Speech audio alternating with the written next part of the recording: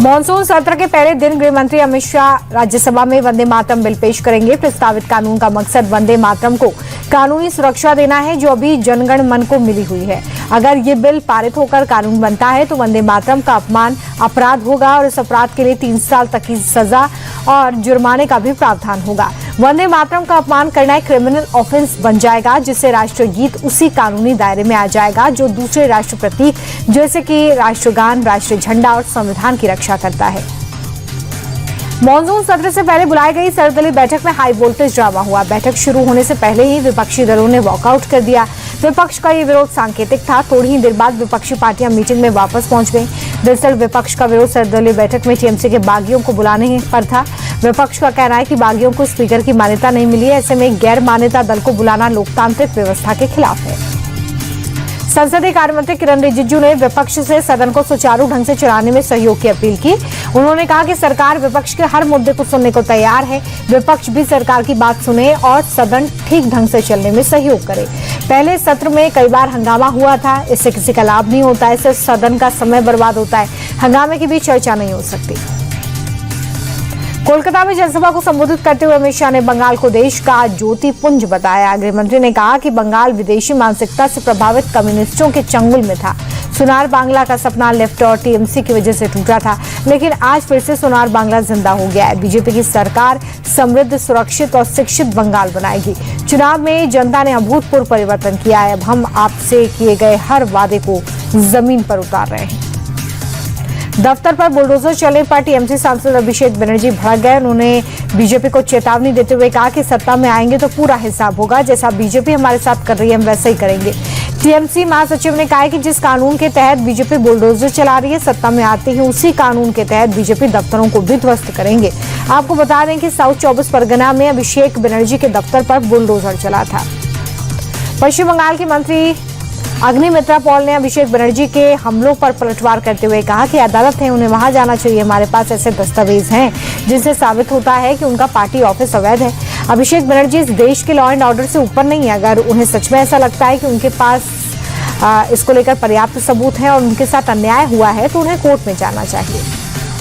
राम मंदिर चढ़ावा चोरी केस में हर दिन नए खुलासे हो रहे हैं। टिन्नू यादव और उसके भतीजे मनीष यादव से पुलिस की पूछताछ में बड़ा खुलासा हुआ है। टिन्नू के इशारे पर मनीष बाथरूम में नोट छुपाता था। टिन्नू को चेकिंग टीम या मंदिर प्रबंधन के आने की जानकारी पहले से हुआ करती थी। ऐसे में उनके आने से पहले ही टिन्नू अपने भतीजे मनीष तक मैसेज पहुंचा देता था। वो पैसों को बाथरूम में छुपा देता था। टीम के जाने के बाद पैसों को दोनों निकाल लेते थे। राहुल गांधी और कांग्रेस अध्यक्ष मल्लिकार्जुन खड़गे ने प्रधानमंत्री नरेंद्र मोदी को साझा चिट्ठी लिखी है। राहुल और खड़गे ने राम मंदिर चढ़ावा चोरी के मामले में निष्पक्ष और व्यापक जांच की मांग की है। साथ ही जांच रिपोर्ट को सार्वजनिक करने की मांग भी चिट्ठी में की गई है। इस मामले में आपकी चुप्पी स्वीकार्य नहीं है, इस बात का जिक्र चिट्ठी में है। ट्रस्ट के सदस्यों की नियुक्ति सरकार ने की थी। जवाबदेही तय करना, नुकसान की भरपाई करना सुनिश्चित करना आपका ही कर्तव्य है। चढ़ावा चोरी को लेकर प्रधानमंत्री को चिट्ठी लिखने के बाद योगी के मंत्री ने कांग्रेस पर हमला बोला। संजय निषाद ने कहा कि चिट्ठी लिखने से क्या होगा, ये वही लोग हैं जो प्रभु श्री राम के अस्तित्व पर सवाल उठाते थे। ये चाहते ही नहीं थे कि राम मंदिर बने, लेकिन राजनीति अब कर रहे हैं। निषाद पार्टी के मुखिया ने कहा कि एसआईटी जांच कर रही है और निष्पक्ष जांच क्या हो सकती है। कांग्रेस जांच को भटकाना चाहती है। यूपी के रामपुर की जौहर यूनिवर्सिटी पर बुलडोजर एक्शन के आदेश को लेकर बवाल मचा हुआ है। यूनिवर्सिटी गेट पर सैकड़ों की संख्या में छात्र प्रदर्शन कर रहे हैं। छात्रों की मांग रामपुर विकास प्राधिकरण के आदेश को वापस लेने की है। दरअसल यूनिवर्सिटी की 40 में से 38 इमारतों को गिराने का आदेश दिया गया है। जांच में पाया गया है कि 38 इमारतों का निर्माण बिना नक्शा पास करवाए कराया गया। अखिलेश यादव ने जौहर यूनिवर्सिटी के ध्वस्तीकरण के आदेश पर चुप्पी तोड़ी और कहा कि बीजेपी सरकार चाहे तो बदले की भावना छोड़कर एक दिन में जौहर यूनिवर्सिटी का नक्शा आसानी से पास करा सकती है। यूनिवर्सिटी को तोड़ा जाना हर समाज के छात्रों और उनके परिवार वालों के साथ नाइंसाफी है। बेहतर होकर बीजेपी बहाना बनाना छोड़े और शिक्षा के मंदिर को बचाए। कॉकरोच जनता पार्टी के प्रस्तावित संसद मार्च को लेकर दिल्ली पुलिस का बयान सामने आया है। पुलिस की तरफ से कहा गया है कि ना ही सीजेपी ने कल के मार्च की परमिशन मांगी है और ना इसकी परमिशन दी गई है। दिल्ली पुलिस ने कहा है कि संसद के मॉनसून सत्र को लेकर सुरक्षा सख्त है। नई दिल्ली में बीएनएस की धारा 163 लागू है। 5 लोगों की एक ही जगह पर जमा होने की मनाही है। दिल्ली हाईकोर्ट ने सोनम वांगचुक को मेदांता या किसी प्राइवेट अस्पताल में शिफ्ट करने से इनकार कर दिया है। अदालत ने कहा कि इलाज सफदरजंग में ही होगा और सोनम वांगचुक के इलाज में सहयोग करे। हाईकोर्ट ने केंद्र सरकार से 3 दिन में स्टेटस रिपोर्ट मांगी है। 24 जुलाई को अगली सुनवाई है। सोनम की पत्नी ने दरअसल सफदरजंग अस्पताल में अपने पति की जान को खतरा बताते हुए दूसरे अस्पताल में शिफ्ट करने की याचिका लगाई थी। नीट रिजल्ट में गड़बड़ी का दायरा बढ़ता जा रहा है। महाराष्ट्र के बीड में कुछ छात्रों ने नतीजों पर सवाल उठाए। एक छात्र सोहम का दावा है कि आंसर शीट के आधार पर उन्हें 522 अंक मिलने चाहिए थे, लेकिन स्कोर कार्ड में सिर्फ 95 अंक मिले हैं।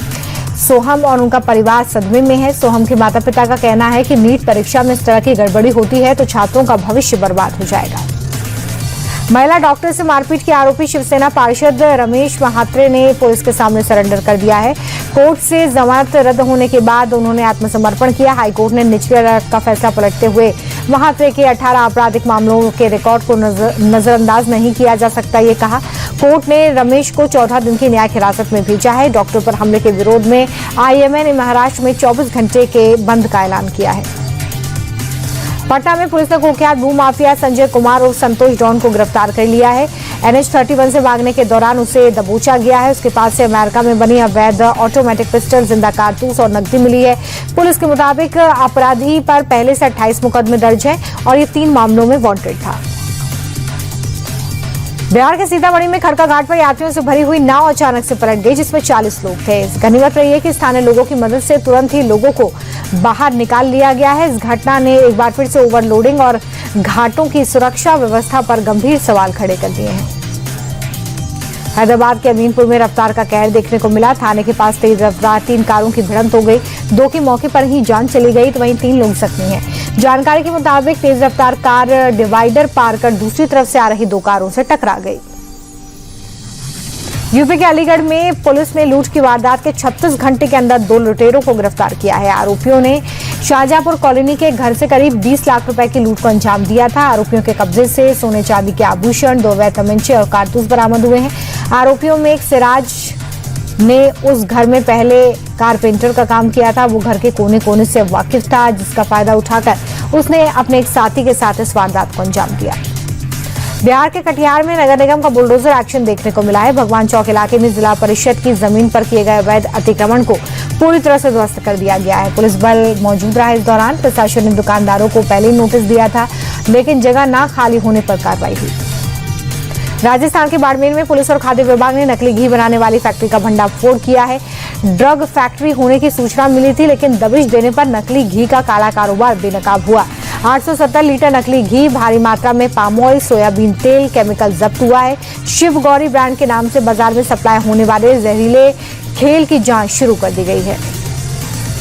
जम्मू कश्मीर के राजौरी में फ्लैश फ्लड से भारी तबाही हुई है। राजौरी नदी के ओवरफ्लो होने से बेला बस स्टैंड डूब गया है। पानी का बहाव तेज था। पार्किंग में खड़ी हुई गाड़ियां भी बह गई हैं। बेला के रिहायशी इलाकों में काफी नुकसान हुआ है। बाढ़ में फंसे लोगों के लिए रेस्क्यू जारी है।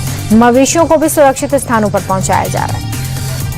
जम्मू कश्मीर में भारी बारिश ने तबाही मचाई है। पुंछ के सूरनकोट में बारिश के चलते 7 लोगों की मौत हो चुकी है। कई लोग अभी भी लापता हैं। लोगों को बचाने के लिए लगातार रेस्क्यू चलाया जा रहा है। बाढ़ और लैंडस्लाइड के चलते कई लोगों के घरों को भी नुकसान पहुंचा है।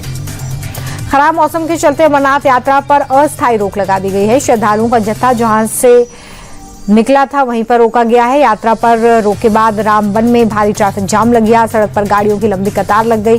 कई श्रद्धालु फंसे हुए हैं। लगातार बारिश और बाढ़ जैसे हालातों के चलते कई जगहों पर लोगों को परेशानी का सामना करना पड़ रहा है। उत्तराखंड के बागेश्वर जिले के कपकोट ब्लॉक के मुंधुरा गांव में भारी बारिश के बाद भीषण लैंडस्लाइड हुआ। शनिवार शाम पहाड़ का एक हिस्सा अचानक भरभरा कर गिर गया। भारी मात्रा में चट्टान और मलबा घाटी की तरफ जाते हुए दिखाई दे रहा है, जिससे पूरे इलाके में धूल का बड़ा गुबार छा गया। पहाड़ों से गिरते मलबे को देखकर आसपास मौजूद लोगों में दहशत फैल गई। यूपी के बलिया में घाघरा नदी के तेज कटाव के चलते नदी किनारे बसा एक मकान नदी में समा गया है।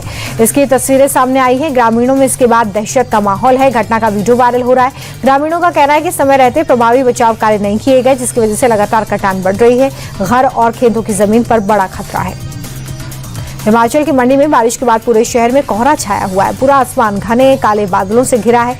इसकी ड्रोन तस्वीरें सामने आई हैं, जिसमें नजारा तो खूबसूरत है, लेकिन दूसरी तरफ चारों ओर सफेद धुंध छाई हुई है। खराब मौसम के चलते लोगों को दिक्कत हो रही है।